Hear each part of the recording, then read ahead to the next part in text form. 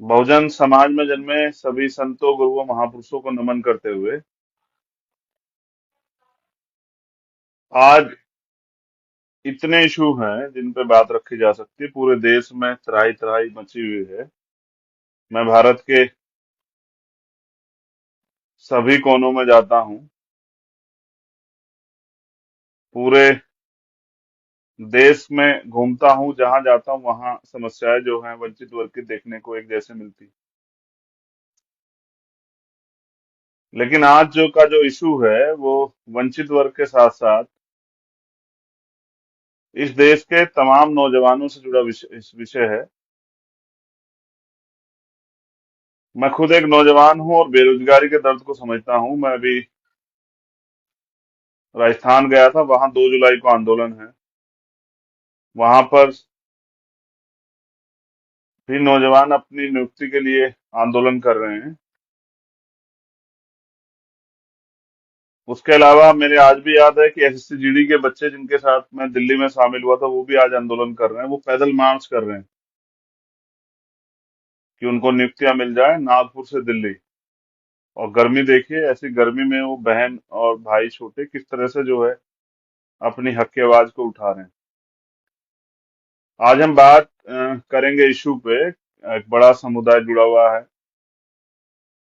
सरकार द्वारा जो योजना लाई गई है, अग्निपथ, और एक नया नाम भारतीय सेना के वीरों को, वीर सपूतों को दिया गया है, अग्निवीर।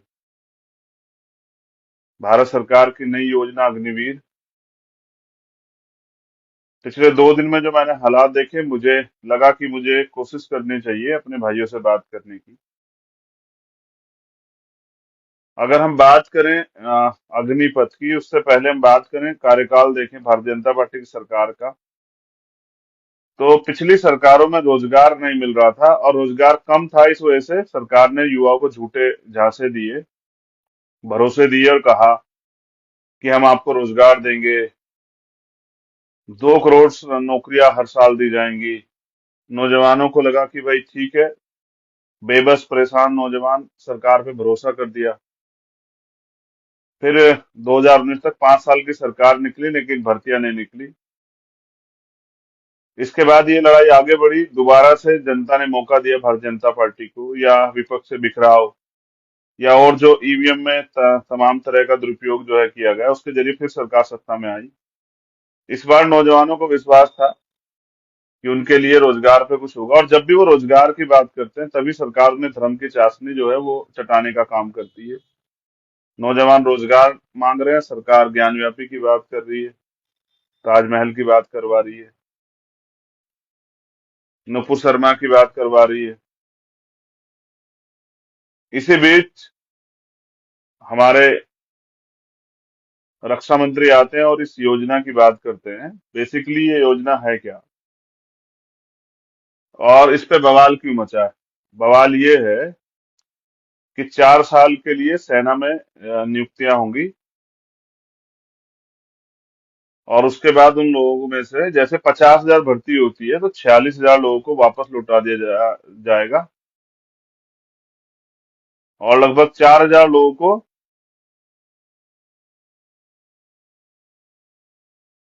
1 लाख सोचते हैं। पर दोबारा समझा, 1 लाख अगर भर्तियां आती हैं तो 75,000 को लौटा दिया जाएगा, 25,000 को रखा जाएगा। और फिर सरकार अपनी बात को सही साबित करने के लिए अपनी केंद्र से जुड़ी भारतीय जनता पार्टी सरकारों से ये भी वो करा रही है कि जब नियुक्तियां आएंगी तो इनको प्राथमिकता दी जाएगी। जो लोग वहां से वापस आ जाएंगे उस नौकरी से, जिनको हटा दिया जाएगा, जो रिटायर हो जाएंगे, उन 75,000 लोगों को प्रिफेर दिया जाएगा। लेकिन ये बातें हवा हवाई है, क्योंकि पहले से सरकार नौकरियां ला रही है। जितनी नौकरी ला रही है उनमें घोटाले हो जा रहे हैं, पेपर लीक हो जा रहे हैं। मैं समझता हूं कि जितना समय सरकार कह रही है कि नौकरी करने को देंगे, इतने समय तो युवा जो है देश प्रेम और देशभक्ति और देश की सेवा के लिए तैयारी करता है।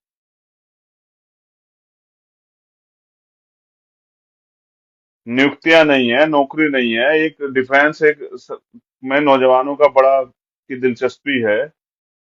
वो सुबह 4 बजे उठ के दौड़ लगाते हैं, 4 मिनट में 1600 मीटर कवर करने का प्रयास करते हैं, और एक बच्चे से उसके सिर्फ वो खुद नहीं, उसके परिवार के भी सपने जुड़े होते हैं। हमारे यहाँ तो जो लोग बड़े पैमाने पे सेना में जाना चाहते हैं, उनके परिवार के लोग अपनी जमीनें बेच बेच के अपने बच्चे के लिए तैयारी कराते हैं।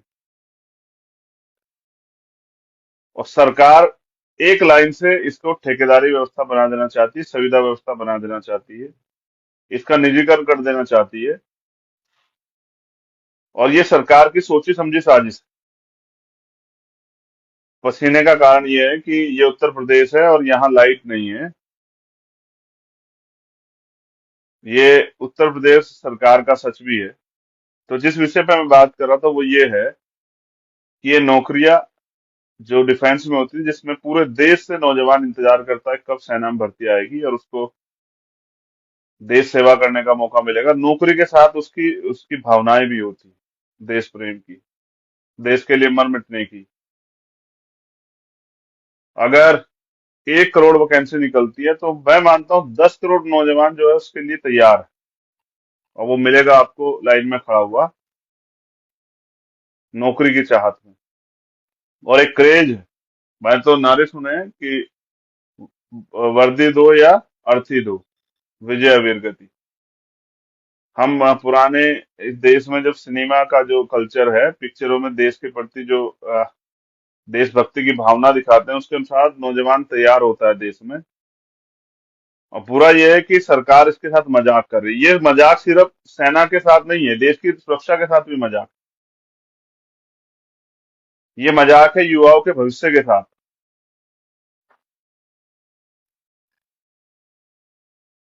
ये एक तरह का जो है सेना को डिस्टर्ब करने का काम है। और देश जो इतना इम्पोर्टेंट है, जिसमें बाबा साहब अम्बेडकर ने भी कहा कि हम प्रथम बनते भारतीय हैं, उस देश की सुरक्षा के साथ ये एक बड़ा खिलवाड़ है कि 4 साल बाद 75% लोगों को निकाल देंगे, 25% लोगों को रख लेंगे। उन 75% लोगों के लिए यहाँ कौन सी नौकरियां रखी है, कौन सी सरकार नौकरियां निकाल रही है?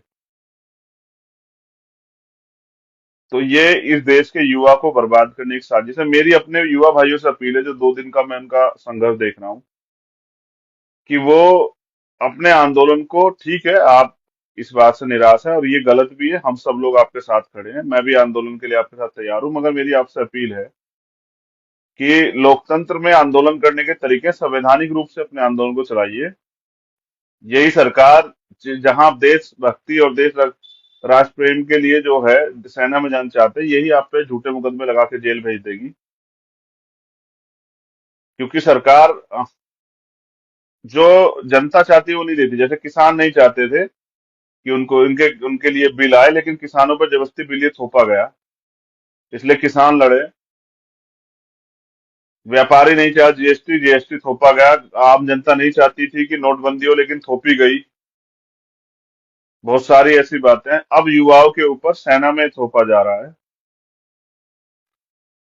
तो मैं आपसे अपील करूंगा कि आप सरकारी संपत्तियों को नुकसान न पहुंचाएं। मैं आपके गुस्से, आक्रोश, आपके दुख का, आपकी निराशा, हताशा को समझता हूं एक नौजवान होने के नाते, लेकिन मैं एक भाई होने के नाते आपसे अपील करूंगा कि आंदोलन को आगे बढ़ाने के संवैधानिक तरीके हैं, उसके जरिए आप लोग बड़े से बड़ा आंदोलन करें, आप अपने प्रदेशों में करें, संयुक्त रूप से देश के अंदर दिल्ली में आके करें, किसानों की तरह आंदोलन करें, संवैधानिक आंदोलन करें, लेकिन हिंसा से बचें। आज आप, आपका ये सरकार है जबरन आप पे झूठे मुकदमे लगा के जेल भेज के, हमेशा ये पिछले 8 सालों में देखा गया कि अन्याय की आवाज, अन्याय के खिलाफ उठने वाली आवाज को दबाने के लिए बल प्रयोग करती है। मैं ये भी समझता हूँ इन्हीं के लोग आपकी भीड़ में घुस के पथराव कर देंगे, गाड़ियां जला देंगे और आपके ऊपर इल्जाम आ जाएगा। मैं क्योंकि आंदोलन करता हूं तो मैं इस सच को जानता हूँ कि सरकार किस तरह से आंदोलन को बदनाम करती है। मेरी आपसे अपील है, लोकतंत्र है, संविधान है, आपको आंदोलन करने का अधिकार है। शांतिपूर्वक आंदोलन और बड़े से बड़ा आंदोलन कीजिए, राष्ट्रव्यापी आंदोलन।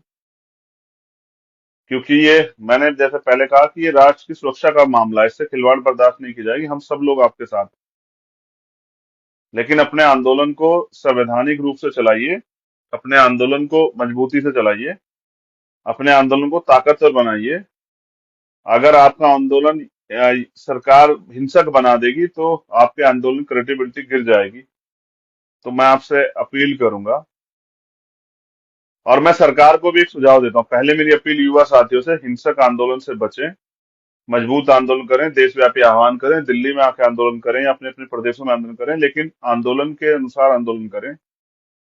अपनी मांग रखें, सरकार से बात करें, मुख्यमंत्री को ज्ञापन दें, तमाम तरह से जैसे पहले आंदोलन होते आए इस तरह से आंदोलन करें। लेकिन जिस तरह से, और एक जो मैंने महसूस किया, जिस तरह बच्चे नौजवान सुसाइड कर रहा है, तो ये सुसाइड हल नहीं है भाई। मैं समझता हूँ कि आपके सपने टूटे हैं, आपके माँ बाप ने किस तरह सपने देखे होंगे। मैं ये भी समझता हूँ किस तरह से नौजवान बाहर रह के तैयारी करता है, किस तरह से जो है भूखा रहता है, कभी जेब में पैसे नहीं होते, खाने का मन होता है, कभी जो है ट्रेन में फ्री सफर करता है, टिकट नहीं लेता क्योंकि जेब में पैसे नहीं होते हैं, कभी अपने सपनों को मार लेता है, कभी अच्छे कपड़े नहीं होते, कभी बहुत सारी चीजें ऐसी होती है, कहीं आना जाना होता है, उन सब चीजों पे भी समझौता कर लेता है। लेकिन वो प्रयास करता है कि वो जो तैयारी कर रहा है उसको मौका मिले।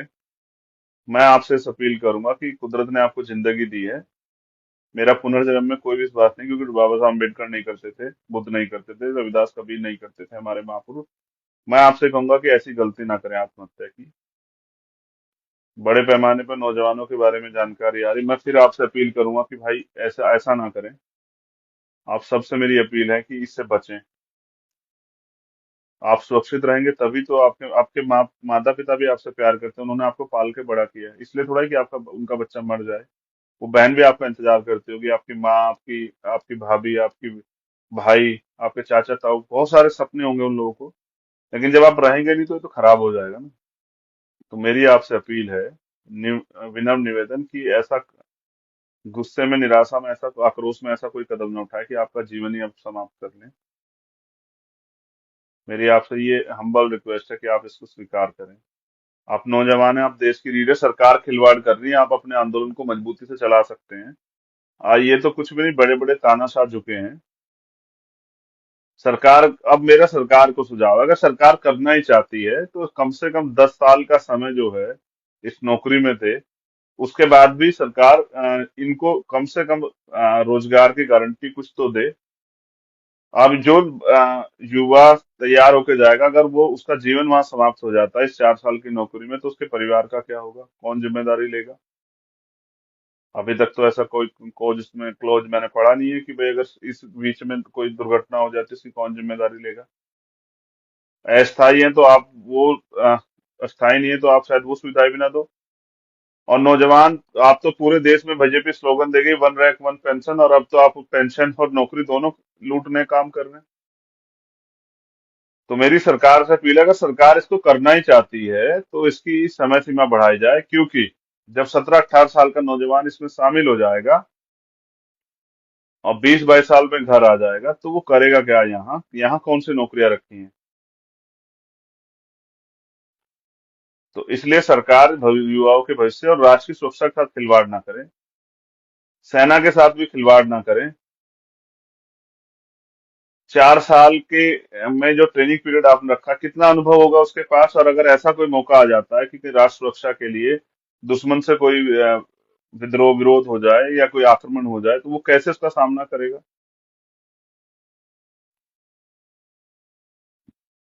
ये जो मजाक किया है कुछ सरकार ने, जैसे मध्य प्रदेश, यूपी की सरकार की, भाई उनको हम प्राथमिकता देंगे, तो मैं ये बता देना चाहता हूँ कि यहाँ नौकरियां ही नहीं है। सरकार, बीजेपी की सरकार हमेशा जब भी सत्ता में आई, इसने सरकारी नौकरियों को, सरकारी सिस्टम खत्म किया है।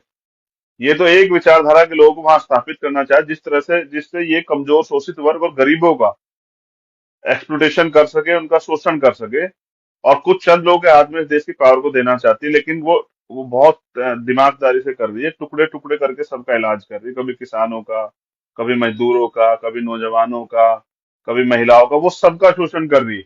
लेकिन जब वो किसी एक का शोषण करती है तो दूसरे को दिखाती है कि आपके फायदे के लिए। और फिर इस देश का ये ब्राह्मणवादी मनु मीडिया जो है, ये फिर ये उनकी बात को, उनके झूठ को भी सच साबित करने में लग जाता है।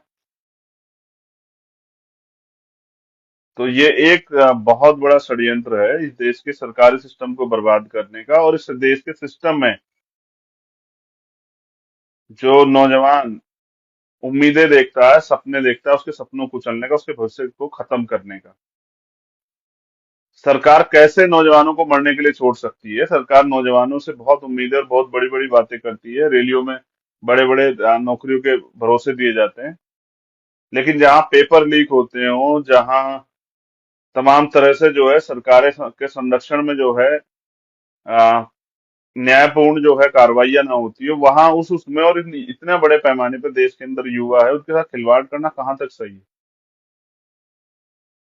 मेरी आपसे अपील है, युवा भाइयों से दोबारा से अपील कर रहा हूँ, कोई भी गलत कदम ना उठाएं, अपने जीवन को समाप्त ना करें। आपके परिवारों के बहुत सारे सपने हैं, उनको आपकी जरूरत है, ऐसा ना करें। दूसरा, अगर आंदोलन करना है तो हिंसक आंदोलन से बचें। सर, मैं समझता हूँ आपके आंदोलन में सरकार के लोग शामिल होकर आपके आंदोलन को बदनाम करने के लिए उसको हिंसक कर देंगे, जैसा अभी पिछले कुछ आंदोलनों में देखने को मिला। और फिर आप पे झूठे मुकदमे लगा के सरकार जेल भेज के आपका जीवन खराब करेगी। मैं आपसे अपील करूंगा कि इससे बचें, और अगर आंदोलन करना, संवैधानिक तरीके से आंदोलन करें, चाहे वो प्रदेश स्तरीय करें, राष्ट्रीय स्तरीय करें।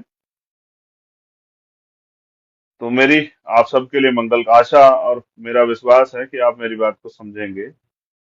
और सरकार से मैं फिर निवेदन करता हूं कि कम से कम 10 साल की इसकी अवधि की जाए। अगर आपको कुछ नया भी करना है समय के परिस्थितियों के हिसाब से, तो कम से कम 10 साल की गारंटी तो उसको मिलनी चाहिए। ये गलत है। और ये जो आप सेना में, डिफेंस में ठेकेदारी प्रथा निजीकरण ला रहे हैं, इससे देश को नुकसान होगा। हम प्रथम और नित्य भारतीय हैं, इसलिए मैं सरकार से अपील करता हूं कि आग से खेलने काम ना करें। इसमें आपके हाथ भी जल सकते हैं। मुझे आपसे ज्यादा इस देश की और इस देश के युवाओं की कमजोर सोचने की चिंता है, इसलिए मैं ये अपील कर रहा हूँ। वरना युवा तो आक्रोश में है और अपनी लड़ाई खुद लड़ रहे हैं। लेकिन मैं फिर इसलिए अपील कर रहा हूँ क्योंकि हम प्रथम और नित्य भारतीय हैं, और इस देश की सारी जो सरकारी संपत्तियां हैं, या इस देश का जो नौजवान है, इस देश की रीढ़ है, उनको मैं उनमें से एक, और मुझे उनसे प्यार है। इसलिए मैं अपील कर रहा हूँ। मेरी बहुत बहुत मंगल कामनाएं, आशा विश्वास कि आप मेरी दर्द को और वर्तमान के हालात को समझेंगे, और मजबूती से अगर अपनी बात रखनी तो आंदोलन एक जरिया है, संवैधानिक आंदोलन, शांतिपूर्ण आंदोलन। लेकिन ये जो खिलवाड़ है, सरकार इसको रोके, प्राइम मिनिस्टर इस पे अपनी बात रखें, वर्तमान की स्थिति को संभालने का काम करें। आम आदमी का नुकसान हो रहा है। आपकी निजी स्वार्थ, आपकी निजी महत्वाकांक्षा है, और आपकी अपनी विचारधारा को स्थापित करने की इस प्रक्रिया में बड़े पैमाने पर देश का नुकसान हो रहा है। इस बात को भी सरकार समझे। राजनीति से ऊपर उठ के सरकार ये भी समझे कि इस देश को भी सलामत रखना है, इस देश की एकता अखंडता को भी जो है ना बना के रखना है, उसको खंडित ना करें अपने निजी स्वार्थ में। मैं समझता हूँ कि आपके पास बल है, आप गोली भी चलवा सकते हो, लेकिन चलवाओगे किस पे? अपने ही देश के नागरिकों पे, अपने देश के युवाओं पर, रीढ़ पे। तो ये अन्याय है, और युवा इस अन्याय के खिलाफ बिगुल बजाए, क्रांति करे, आंदोलन करे संवैधानिक तौर पे, हम सब उनके साथ। धन्यवाद। जय भीम, जय भारत, जय संविधान, जय मंडल, जय जोहार। साथियों, नेशनल जनमंच को सब्सक्राइब करें, साथ ही बेल आइकन की घंटी को बजाएं।